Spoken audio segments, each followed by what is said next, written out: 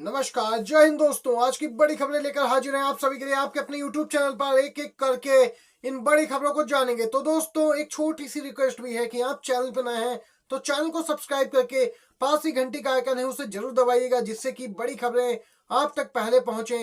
इस वीडियो में बात करेंगे उन खबरों की जो आप तक नहीं पहुंचाई जाती हैं, आपसे छिपाई जाती हैं। जी हाँ दोस्तों, शुरुआत करते हैं पहली अपडेट से।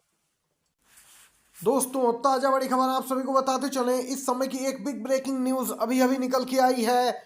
पूर्व सीजीआई चंद्रचूड़ पर भड़क उठे हैं सुप्रीम कोर्ट के ही जज। जी हां, आपको बताते चलें, सुप्रीम कोर्ट के पूर्व जज जस्टिस जस्टी चलमेश्वर अपने बेबाक शैली के लिए जाने जाते हैं। कहा जाता है कि वो अपनी बात को स्पष्ट तौर पर रखते हैं।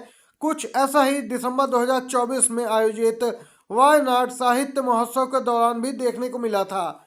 रिपोर्ट के मुताबिक संसद सदस्य जॉन ब्रिटास के साथ न्यायालय और राजनीति विषय पर बातचीत में जस्टिस चलमेश्वर ने पूजा स्थल अधिनियम पर पूर्व सीजीआई डीवाई चंद्रचूड़ के रुख के बारे में पूछे गए प्रश्न पर व्यंग्यात्मक लहजे में जवाब दिया।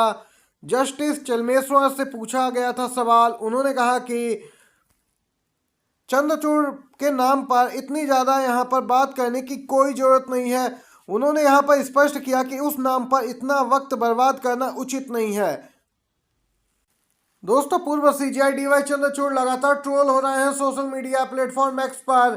उन्होंने यहाँ पर एक बयान दिया जिसके बाद उनकी आलोचना भी हो रही है, क्योंकि सुनवाई के दौरान रुख अलग रहता था, लेकिन नतीजे जब यहाँ पे फैसला आता था सुप्रीम कोर्ट का, उनकी अध्यक्षता वाली पीठ का, तो यहाँ पे नतीजा सरकार के पक्ष में रहता था।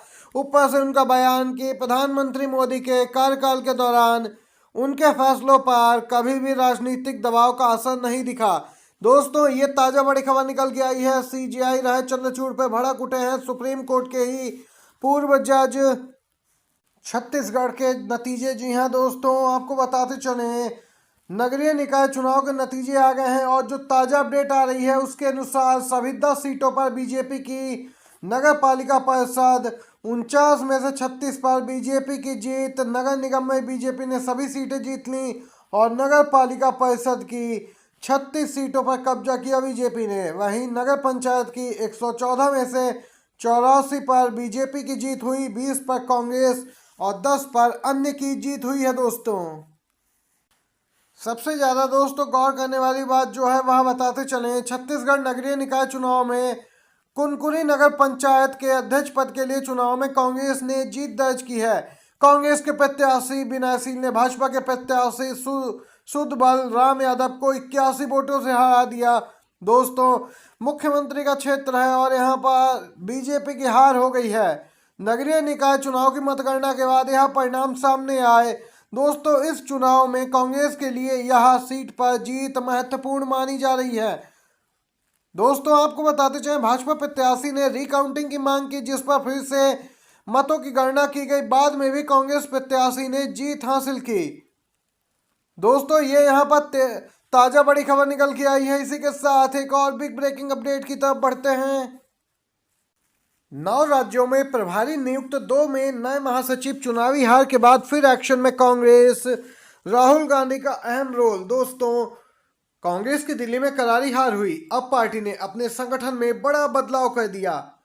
बदलाव में नेता विपक्ष राहुल गांधी की छाप दिखाई दी। कांग्रेस ने 2 राज्यों के लिए महासचिव और 9 राज्यों के लिए नए प्रभारी नियुक्त किए हैं।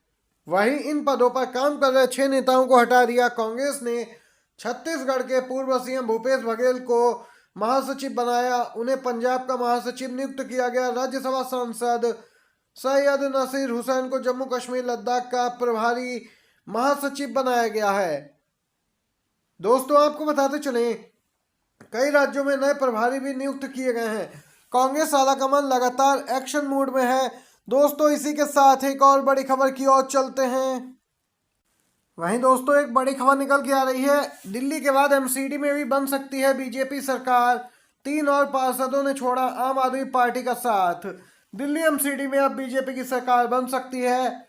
मेयर भी भाजपा का हो सकता है। असल में आम आदमी पार्टी के 3 और पार्षदों ने बीजेपी का दामन थामा है, जिसकी वजह से नंबर गेम एकदम से पलट गया और आप संयोजक केजरीवाल की मुश्किलें बढ़ गई हैं। दोस्तों आपको बताते चले 3 पार्षदों ने बीजेपी का दामन थामा, जिसकी वजह से आप पार्टी का यहाँ पे अंतर जो बीजेपी से था वह कम होता जा रहा है। असल में दिल्ली नगर निगम में कुल 250 पार्षदों की सीटें हैं, जिसमें से 11 पार्षद सांसद और विधायक बन गए। इस आधार पे नगर निगम में अब निर्वाचित पार्षदों की संख्या 239 बची है, जिसमें से 119 आपके हैं, जबकि बीजेपी के 113, 7 पार्षद कांग्रेस के हैं। वहीं अब अभी तक बीजेपी और आम आदमी पार्टी में सिर्फ 6 सीटों का अंतर चल रहा था।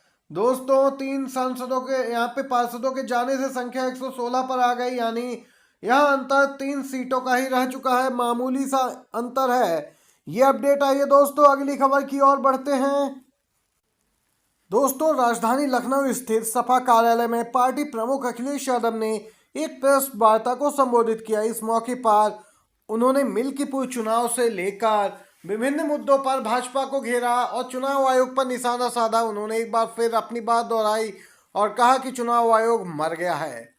चुनाव आयोग नोटिस भेजेगा तो कोर्ट में बात की जाएगी, वह हमें अपनी बात और भी तफसील से रखने का मौका मिलेगा। सपा अध्यक्ष ने कहा कि भाजपा सरकार ने महाकुंभ को लेकर 144 साल का भ्रम फैलाया, इससे बड़ा मिसमैनेजमेंट कभी नहीं देखा गया।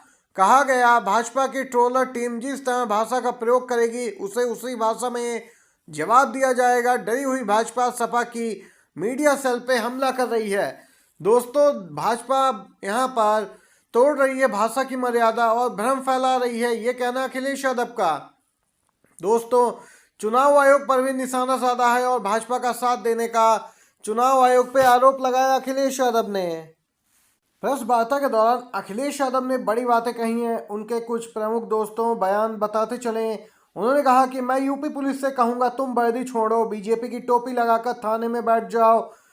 उन्होंने कहा कि हम वो हिंदू हैं जो सभी धर्मों को बराबर मानते हैं और सम्मान करते हैं। अखिलेश यादव ने ये भी यहाँ पर बड़ी बात कही। उन्होंने कहा मिल्कीपुर उपचुनाव नतीजों पर जो यहाँ पे गड़बड़ी कराई गई वहाँ सभी जानते हैं। दोस्तों उन्होंने कहा कि यहाँ पे अधिकारियों की तैनाती उनकी जाति के आधार पर की जा रही थी। वे सब एक निर्वाचन क्षेत्र में काम कर सकते, लेकिन 403 निर्वाचन क्षेत्रों में नहीं। हम 2027 के चुनावों के लिए और भी बेहतर तरीके से तैयारी करेंगे, ये कहना है अखिलेश यादव का। इन तमाम मामलों को लेकर अखिलेश यादव ने जबरदस्त तरीके से चुनाव आयोग और बीजेपी को घेरा। दोस्तों ये थी बड़ी खबरें। क्या आप लोगों को वीडियो अच्छा लगा? अगर अच्छा लगा हो तो एक लाइक जरूर कीजिएगा, शेयर कीजिएगा वीडियो अपने दोस्तों के साथ भी। आप सभी का वीडियो देखने के लिए दोस्तों बहुत बहुत धन्यवाद। जय हिंद, जय भारत।